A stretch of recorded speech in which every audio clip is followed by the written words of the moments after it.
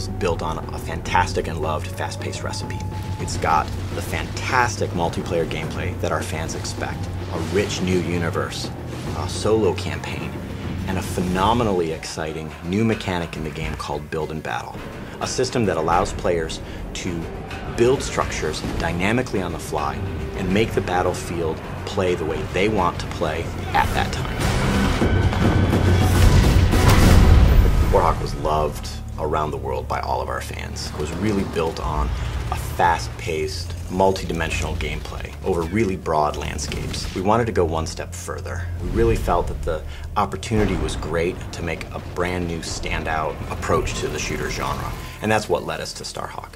In StarHawk, the universe is in the future, in the distant reaches of the galaxy, a place we call the Frontier, a set of human colonies that have been built up over a number of years, really kind of fueled by what we call the Rush, kind of our gold rush analog for rift energy. As these rifters, which is our short term for rift miners, were mining rift energy, they found that it was incredibly potent. But exposure to rift energy causes them to become infected. The rift energy permeates their body, their mind, their skeleton, and they end up becoming enraged, hell-bent to protect the rifts from the rifters. And that's one of the factions in our game, the Outcast. And they form these roaming war bands that go from corner to corner in the Frontier, all the distant colonies.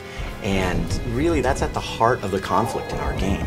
We didn't want it to just be two factions. We wanted there to be a face, a character that in our now included single player campaign that would really connect with players. That's where our character Emmett Graves comes in. He and his brother, a family operation, had a rift claim out in a distant planet. You know, as is unfortunate and common in the Frontier, an outcast warband rolled in and destroyed their extractor, and the rig exploded. As what happens with exposure to rift energy, both brothers were directly exposed. Now, of course, their gearman, Sidney Cutter, who was up in the dropship above, saw all of this happen. Yeah, this is what happens when those mangy creatures take over. It's a shame, I tell you. Cutter was able to modify some of his equipment to create this regulator device, and this horrible procedure implanted it directly into Emmett's spine. It's almost a curse. It's incredibly painful for Emmett. And now he bears the mark, the brand of an outcast warrior. And he became outcast himself. And so Emmett ended up being a hired gun, like a gunslinger, protecting claims, going to colonies that were being attacked by outcast warbands. Anybody that comes out here has a plan or a problem. I came back with both.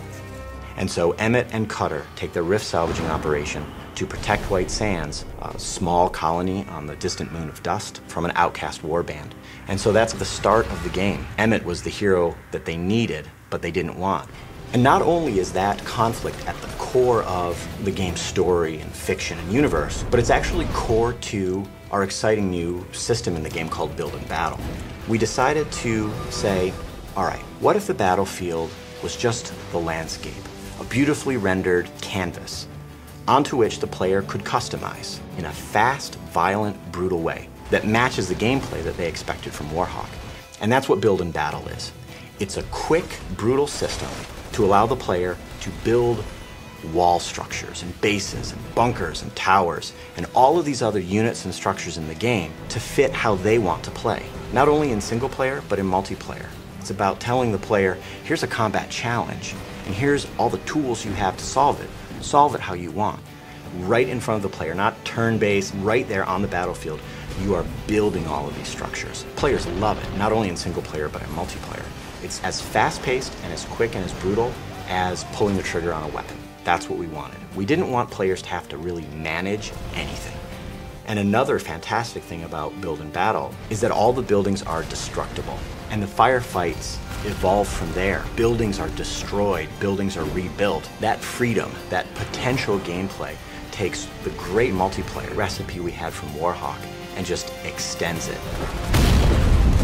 StarHawk is the spiritual successor to Warhawk, but it's the Build and Battle system which really sweetens up the whole game. The team and I are just crazy proud of it. It not only gives you a fantastic, infinitely replayable solo experience, but the changes that it does to the online multiplayer experience is remarkable. And I think players are not going to expect that, but once they get it, they'll want it all the time.